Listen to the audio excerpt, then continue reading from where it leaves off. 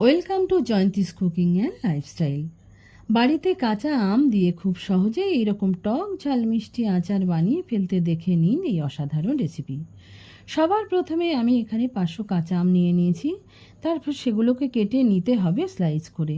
এরপর পরিমাণ মতো লবণ, হাফ কাপ চিনি এবং 1 চামচ ভিনিগার দিয়ে ভালো করে মাখিয়ে নিয়ে 1 ঘন্টা ঢেকে রেখে দিতে হবে। এরপর একটা স্পেশাল ভাজা মশলা রেডি করে নিতে হবে টক ঝাল মিষ্টি আচারের জন্য। এখানে আমি নিয়ে নিয়েছি হাফ টিস্পুন মেথি, হাফ টিস্পুন জিরে, হাফ টিস্পুন ধনে, হাফ টিস্পুন কালো জিরে, হাফ টিস্পুন মৌরি এবং একটা শুকনো লঙ্কা। আপনারা আপনাদের স্বাদ অনুযায়ী লঙ্কা দেবেন।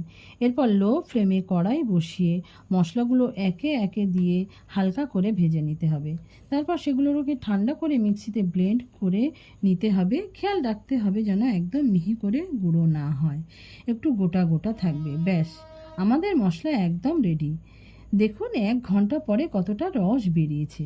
এরপর লো ফ্লেমে কড়াই বসিয়ে তাতে আমটা দিয়ে দেব। তারপর একটু হলুদ দিয়ে 5 মিনিটের জন্য ঢেকে দেব, আমটা সেদ্ধ হওয়া অবধি। আলাদা করে আমি কিন্তু এখানে কোনো জলের ব্যবহার করিনি।